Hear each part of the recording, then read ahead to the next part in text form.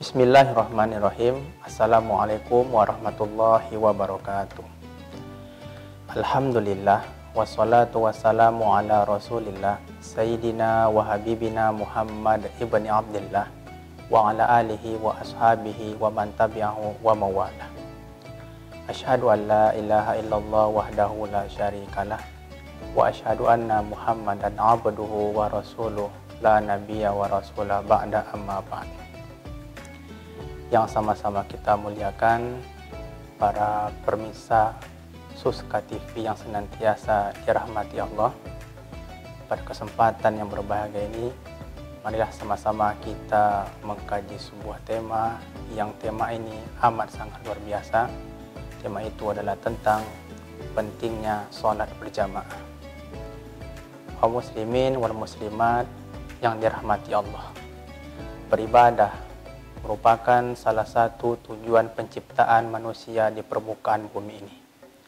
Bukan hanya kepada manusia saja, kepada makhluk yang tak kasat mata, jin namanya, dia juga diciptakan juga untuk beribadah kepada Allah Subhanahu wa ta'ala. Dalilnya jelas. Allah Subhanahu wa ta'ala berfirman, "Wa ma khalaqtul jinna wal insa illa liya'budun." Tidak aku ciptakan jin dan manusia kecuali hanya untuk beribadah kepadaku. Maknanya adalah diciptakan jin dan manusia, tujuan mereka berdua ini diciptakan tak lain dan tak bukan adalah agar dua makhluk ini senantiasa beribadah kepada Allah Subhanahu wa ta'ala. Kaum muslimin wal muslimat yang dirahmati Allah Subhanahu wa ta'ala, Allah ciptakan kita ke permukaan bumi ini ada tujuannya. Tujuannya itu adalah agar kita ini mampu untuk senantiasa beribadah kepadanya. Maka di dalam hal ini mestilah kita menyadarinya. Kita diciptakan di dunia ada tujuan yang Allah berikan kepada kita. Maka di dalam hal ini Allah Subhanahu wa ta'ala mengingatkan kita di dalam surat Al-Mu'minun ayat 115. Apa kata Allah? Afa hasibatum annama khalaqnakum abasa. Apakah kalian mengira sesungguhnya kami ciptakan kalian ini main-main? Maka di dalam ayat ini jelas di hadapan kita bahwasanya Allah ciptakan kita ini serius. Ada tujuannya. Tujuannya itu adalah agar kita ini bisa beribadah kepadanya. Allah ciptakan kita ini bukan main-main dan bukan untuk bermain-main. Tetapi terkadang manusia itu terbalik. Diciptakan dia itu untuk beribadah, tapi justru ibadah itu tidak terasa nikmat, tidak terasa lezat. Diciptakan dia itu bukan untuk bermain-main, tapi justru dia menikmati permainan dia di saat dia berada di dunia. Maka ibadah yang sangat berpengaruh dalam kehidupan sehari-hari kita, ibadah itu adalah ibadah sholat. Kaum muslimin, sidang jemaah yang dirahmati Allah, maka kalau kita mengkaji tentang sholat di dalam kitab Fathul Mu'in, secara bahasa dijelaskan bahwasanya sholat disebut dengan ad-du'a. Kenapa sholat secara bahasa disebut dengan ad-du'a? Karena memang setiap pelaksanaan dalam ibadah sholat, apa yang kita ucapkan itu semuanya mengandung unsur-unsur doa permohonan kita kepada Allah Subhanahu wa ta'ala.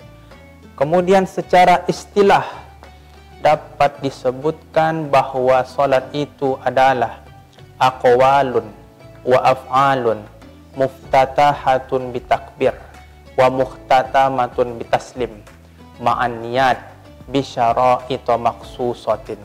Salat adalah perkataan-perkataan dan perbuatan-perbuatan yang diawali dengan takbir dan diakhiri dengan salam, disertai dengan niat dan syarat-syarat ketentuan lainnya. Maka solat bukan hanya gerakan-gerakan saja. Solat bukan hanya ucapan-ucapan saja.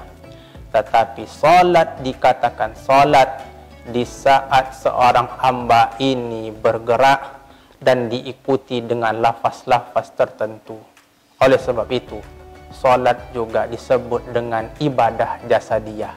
Kenapa dia disebut dengan ibadah jasadiyah? Karena memang seluruh anggota tubuh kita ini senantiasa berperan aktif dalam pelaksanaannya. Kaum muslimin wal muslimat yang dirahmati Allah Subhanahu wa taala. Wabil khusus kepada yang laki-laki, solat untuk laki-laki mesti ia kerjakan secara berjamaah. Maka di dalam hal ini, untuk yang laki-laki, solat menjadi wajib dilaksanakan solat itu secara berjamaah. Maka di dalam sebuah riwayat, di saat Rasulullah Sallallahu Alaihi Wasallam berada di kota Madinah, di saat itu Rasulullah Sallallahu Alaihi Wasallam menjadikan solat ini menjadi urusan negara. Di saat itu pula Rasulullah Sallallahu Alaihi Wasallam tunjuk siapa yang menjadi imam solat. Rasulullah Sallallahu Alaihi Wasallam tunjuk siapa yang menjadi muazin dalam pelaksanaan ibadah solat. Rasulullah Sallallahu Alaihi Wasallam juga tunjuk di mana tempat pelaksanaan ibadah solat. Dan Rasulullah Sallallahu Alaihi Wasallam sampaikan kepada jamaah, kepada penduduk Madinah, wabil khusus kepada laki-laki di kala itu, kalau seandainya kalian tak mau melaksanakan solat secara berjamaah, la uharriqanna buyutahum, pasti aku akan bakar rumah-rumah mereka. Maknanya adalah Rasulullah Sallallahu Alaihi Wasallam sangat bertindak keras, bertindak tegas kepada orang yang tak mau melaksanakan ibadah solat. Kaum muslimin wal muslimat yang dirahmati Allah Subhanahu wa taala, tentang orang yang meninggalkan ibadah solat padahal tidak ada uzur yang ada pada dirinya. Dia sehat tapi tak mau melaksanakan ibadah solat. Dia banyak memiliki waktu luang tapi dia tak mau melaksanakan ibadah solat. Orang yang seperti ini maka nanti di akhirat akan dimasukkan ke tempat yang hina. Tempat itu namanya adalah neraka Saqar. Dalilnya jelas terdapat di dalam surat Al-Mudatsir ayat 42 sampai 43. Apa kata Allah? Ma salakakum fi saqar? Apa yang menyebabkan kalian ini masuk ke dalam neraka Saqar? Qalu, mereka berkata, lam naku minal musallin. Dulu di saat badan kami ini sehat, kami tak mau melaksanakan ibadah solat. Dulu di saat badan kami ini masih kuat, kami tak mau melaksanakan yang namanya solat. Dulu di saat waktu masih banyak, di saat waktu masih lapang, kami tak mau melaksanakan ibadah solat. Maka kalian yang tak mau melaksanakan solat, nanti di akhirat kami akan tempatkan kalian di tempat yang hina. Tempat itu namanya adalah neraka Saqar.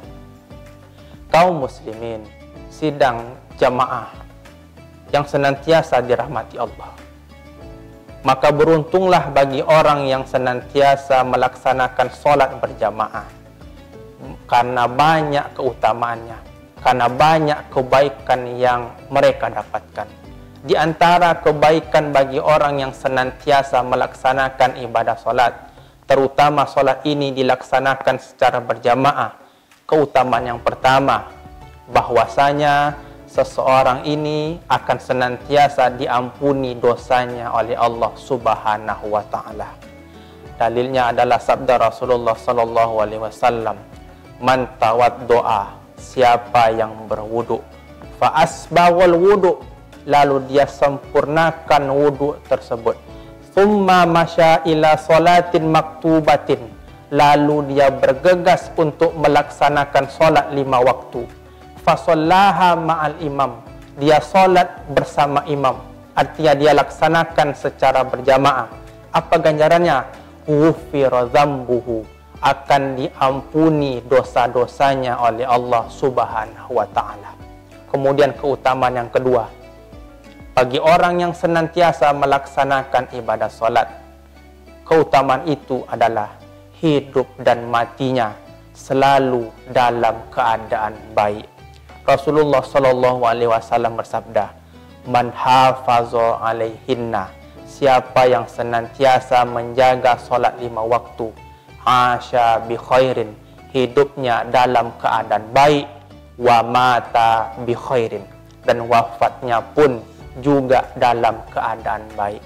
Maknanya adalah orang yang selalu melaksanakan ibadah solat, hidup dan matinya selalu dalam keadaan baik. Maka solat ini adalah kunci dari segala-galanya.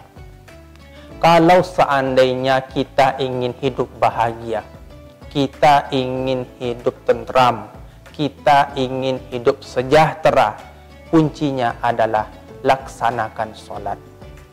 Kita ingin wafat dalam keadaan husnul khotimah, kita ingin bertemu dengan orang-orang baik, ditempatkan di tempat yang baik, kuncinya adalah laksanakan solat. Kita ingin lingkungan kita ini dijauhi dari segala musibah, kita ingin lingkungan kita ini dijauhi dari segala mara bahaya, maka kuncinya tak lain dan tak bukan adalah laksanakan solat. Kita ingin merubah diri kita, tapi kita tidak mengetahui merubahnya itu mulai dari yang mana. Maka mulailah rubah diri kita ini dengan senantiasa memperbaiki ibadah solat. Ketika kita berada di dunia, banyak kesedihan yang kita dapatkan, banyak kesusahan yang kita dapatkan. Jangan heran, karena memang seperti itu bingkai-bingkai di dunia. Maka atasi segala kesusahan dan kesedihan di dunia ini dengan kita senantiasa melaksanakan ibadah solat. Inilah keutamaan bagi orang yang senantiasa menjaga solat. Solat adalah tiang segala-galanya. Solat merupakan miftahus sa'adah fid dunya wal akhirah, kunci kebahagiaan hidup di dunia dan di akhirat. Semoga kita senantiasa termasuk orang-orang yang menjaga solat. Kita termasuk sebagai orang-orang yang istiqomah melaksanakan solat berjamaah. Mudah-mudahan kebaikan senantiasa menyertai kita, dan kita berdoa mudah-mudahan kita bisa masuk ke dalam surga Allah secara bersama-sama dengan cara kita melaksanakan solat secara berjamaah. Semoga apa yang disampaikan ini bermanfaat kiranya dan dapat diterapkan dalam kehidupan sehari-hari. Mohon maaf jika ada salah-salah kata dalam penyampaian atau tingkah laku yang bukan pada tempatnya. Syakarallahu lakum wa ghafara lana wa lakum.